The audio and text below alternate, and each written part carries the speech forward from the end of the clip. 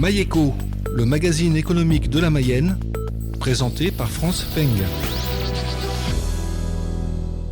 Nous recevons aujourd'hui Monsieur Bastien Rocher, responsable commercial et associé d'Animat 53, une société située à Laval qui travaille dans le domaine du service aux exploitations agricoles.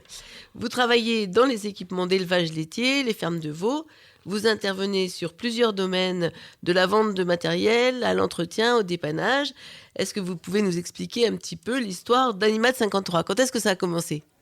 Alors bonjour, Animat 53, ça a commencé en 98.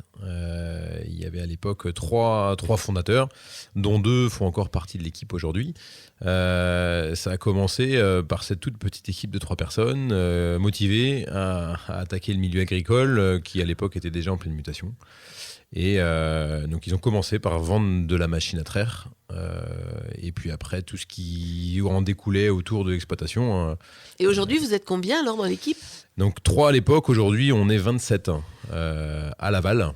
Alors 27, il y a des commerciaux, il y a des installateurs, comment ça se passe ? C'est ça, il y a une partie administrative, une partie logistique, une partie technique entre du montage, de l'entretien, du dépannage et une partie commerciale également, sur 2 sites principaux. Qui sont Laval pour Animat 53 et la Guerche de Bretagne pour les établissements Legras, avec lesquels on a fusionné il y a maintenant 6 ans.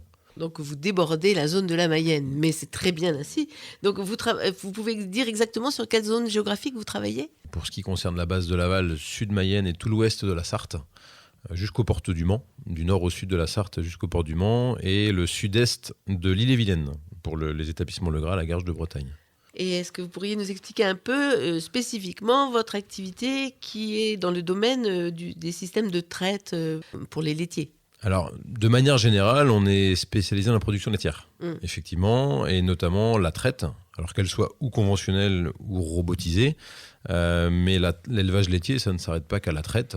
On trouve aussi tout ce qui va graviter autour, le confort animal, les économies d'énergie, la transformation de l'alimentation, la gestion des effluents. Donc c'est vraiment c'est s'occuper de A à Z de l'élevage laitier. Alors vous pouvez peut-être expliquer un peu ce que c'est la gestion des effluents, par exemple ? Alors la gestion des effluents, c'est ce qui concerne la récupération des bouses, des urines des animaux, les stocker, les traiter également, les séparer quand on veut faire de la séparation de phase, etc. etc.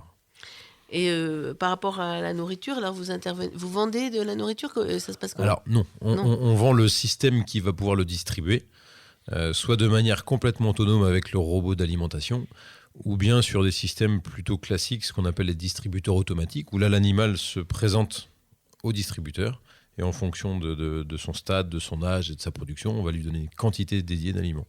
C'est vous qui définissez les besoins de votre client ? Ça se passe comment quand un éleveur vient vous trouver ? Alors déjà, soit il vient nous trouver, soit c'est nous qui allons le trouver.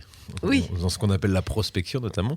Donc on a des clients et des prospects, et en fonction des besoins de l'éleveur. Alors ça peut être des besoins en termes de main-d'œuvre, ça peut être des besoins en termes techniques, sur de la transmission également. Donc on définit ensemble tout un tas de besoins. De la transmission d'exploitation ? Par exemple. Et là aussi, vous pouvez apporter une expertise ? Alors une expertise, notamment des fois sur la partie, ce qu'on appelle estimation. Effectivement, on peut estimer du matériel, mais on peut aussi intervenir dans le cadre d'une transmission où un jeune reprend un élevage sur lequel il a du mal à se projeter. Où là, nous, on peut intervenir sur la mise en place de plans, d'aménagement de bâtiments, et donc de comment le jeune se voit demain sur l'exploitation. Oui, de rénovation, amélioration. Par exemple. Et vous intervenez aussi sur des aspects de gestion ou uniquement sur le matériel ? Sur le matériel, oui. Donc vous proposez du matériel pour les salles de traite, ou pour il y a des règles, comment ça se passe ? Vous êtes lié à des fournisseurs Alors on est concessionnaire aujourd'hui de la marque de Laval. Alors qui n'a rien à voir avec Laval. Qui n'a rien à voir avec Laval. Rien du tout, c'est suédois, pour info. Mais effectivement, on est concessionnaire de la marque de Laval, et aujourd'hui, 90%, on va dire, des projets qui tournent autour de la traite sont orientés sur du robot traite. Alors quel est l'avantage du robot par rapport à la traite traditionnelle ? Voilà, alors c'est déjà de pouvoir maîtriser son temps. Puisque une traite conventionnelle, elle est faite à heure fixe le matin et le soir. L'avantage du robot, c'est qu'on peut décaler ses astreintes de travail. On ne perd pas de vue qu'il y a toujours du travail auprès des vaches. Par contre, on décale ses horaires de travail, puisque le robot est là pour faire la traite des vaches. Donc c'est-à-dire que la vache vient elle-même vers le robot ? C'est ça, tout à fait. Donc, ce qui va rester en tâche pour l'éleveur, c'est le suivi de la santé animale, habituer les nouveaux animaux, mais il n'y a plus d'obligation d'horaire. C'est ça le donc gros il y a avantage plus du de robot. souplesse, mais ça n'empêche pas que la vache, elle vient se faire traire plusieurs fois par jour, Tout 2 fois à par fait. jour. C'est ça, 2, 3, 4, 5 pour des vaches qui font beaucoup de lait, par exemple. Ah oui.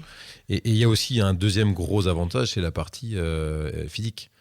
Puisqu'aujourd'hui, on a des élevages. Aujourd'hui, je crois que le troupeau mayennais doit être à 70 vaches de mémoire.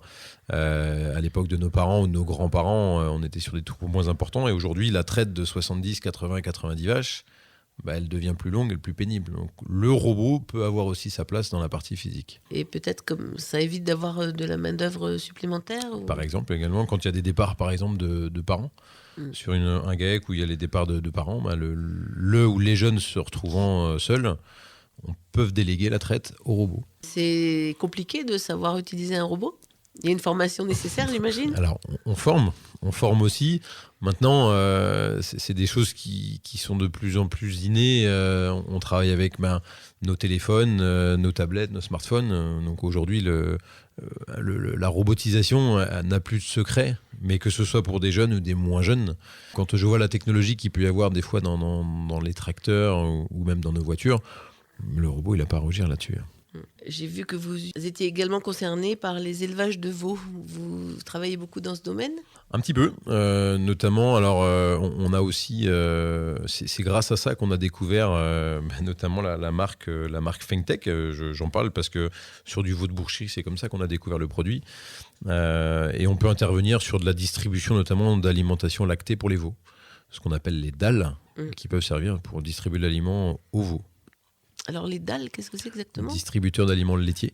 Distributeur d'aliments laitiers pour les veaux. Donc c'est des poudres qu'on mélange pour nourrir les petits veaux. C'est ça, en fonction de leur âge et de leur quantité dont ils ont besoin. Pour la protection des bâtiments, j'ai vu que vous étiez également présent. Alors la protection, c'est-à-dire que vous ne construisez pas, non. Vous intervenez après. Non, c'est ça. Alors on a la protection, on va dire physique de la fermeture des bâtiments avec des filets brise-vent, des portes motorisées, des choses comme ça, et aussi une partie vidéosurveillance qu'on peut installer chez nos éleveurs. Ah, vidéosurveillance. Oui, tout à fait. Alors ça peut être simplement de la caméra de surveillance, mais ça peut aussi être de la caméra qui enregistre, qui reconnaît facialement des personnes qui seraient accréditées pour rentrer dans le bâtiment. Là, c'est la protection des bâtiments, parce que parfois, il peut y avoir des intrusions. Par les temps qui courent, ça peut, effectivement. Oui. Vous avez aussi une activité hygiène et solutions. Alors, c'est pour les nettoyages, j'imagine ? Alors, l'hygiène de manière générale. On va découper en deux, c'est-à-dire qu'on va avoir l'hygiène qui va concerner plutôt la production laitière, encore une fois. Là, c'est des solutions qui vont protéger les animaux, notamment après la traite, mais ça va également pour désinfecter les litières. Et puis, on va aussi avoir une partie hygiène des bâtiments, où là, effectivement, on vend des solutions pour le nettoyage des bâtiments, des murs, du matériel également. Nettoyage des caméras de nos robots, notamment. Donc, on a toute une gamme chez Delaval qui est fabriquée par Delaval à ce sujet-là. C'est primordial. Et j'imagine qu'il y a plein de contrôles pour toutes ces exploitations. Même si on est dans une période de simplification administrative, effectivement, mais ça en fait partie. Vous avez parlé tout à l'heure de bien-être animal. Quel changement il y a dans la profession ? Quelle nouvelle tendance il peut y avoir pour les nouveaux agriculteurs ? Le bien-être animal, c'est très, très à la mode. Enfin, je ne sais pas si c'est le bon terme, mais... disons qu'il y a une partie mode, mais on se rend compte aussi, et maintenant c'est acté, qu'une vache qui est bien va produire du lait de qualité, en quantité et en qualité. À une époque, effectivement, ça pouvait être une mode. Maintenant, on a vraiment bien compris qu'une vache bien, c'est un corps sain dans un esprit sain, si je puis dire. Et ça passe par mettre des matelas dans les logettes, là où dans les vaches, du matelas au sol pour protéger les pattes, sur des solutions, des brosses, notamment en bâtiment, pour que les vaches se brossent. Ça fait... les vaches peuvent se brosser elles-mêmes. Bien sûr, tout à fait. C'est super. Voilà. C'est ce qui fait aussi que la vache va se sentir bien, va se déplacer, va aller manger, va faire du lait. C'est tout un ensemble. Quelles sont les demandes ou les nouvelles demandes que peuvent avoir les nouveaux agriculteurs envers vous ? Comme on l'a dit tout à l'heure, notamment la traite robotisée, ça en fait partie, pour tout un tas de raisons qu'on connaît aujourd'hui. Et l'aspect économique aussi rentre en ligne de compte, où l'objectif étant de sortir le plus de volume revenu à l'UTH, Donc l'objectif, c'est aussi de gagner du temps, de se simplifier le travail. Donc on a beaucoup de demandes sur la simplification du travail. Et puis, vous l'avez dit, sur la partie confort animal. Oui. De plus Je en pense plus. que les consommateurs, ils sont très attachés aujourd'hui Tout à et fait. c'est bien normal. Tout à fait. Comment voyez-vous l'avenir pour Animat 53 alors maintenant ? L'avenir Animat 53, il va s'inscrire dans la durée, puisqu'on intègre en ce moment, depuis 6 mois, 1 an, on a intégré beaucoup de nouveaux visages, parce qu'on a besoin de nouveaux bras supplémentaires, une nouvelle tête. Donc, toute cette jeunesse-là sera encore là demain. On intègre nos jeunes. On a Donc très peu de turnover. l'équipe est en train de grandir. Tout à fait, exactement. Parce qu'il y a une demande qui est là. Le territoire fait qu'on est aussi un paysage agricole, en Mayenne, Pays de Loire. Donc il y a des besoins aussi là-dessus. Et on voit bien que la relocalisation de la production, c'est quelque chose qui est dans les mœurs aujourd'hui. Donc on a toujours autant de vaches, enfin moins de vaches, mais autant de lait à produire. Donc on a encore du travail là-dessus. Et aujourd'hui, le taux de robotisation, c'est une information. Aujourd'hui, le taux de robotisation, alors de mémoire en France, il doit être à peine 20%. Oui, donc il y a une marge pour pouvoir encore Tout à fait. installer pas mal de robots. On a mis 20 ans, en gros, pour arriver à 20% de taux de robotisation. Et on parle de 10 ans pour passer à 40%.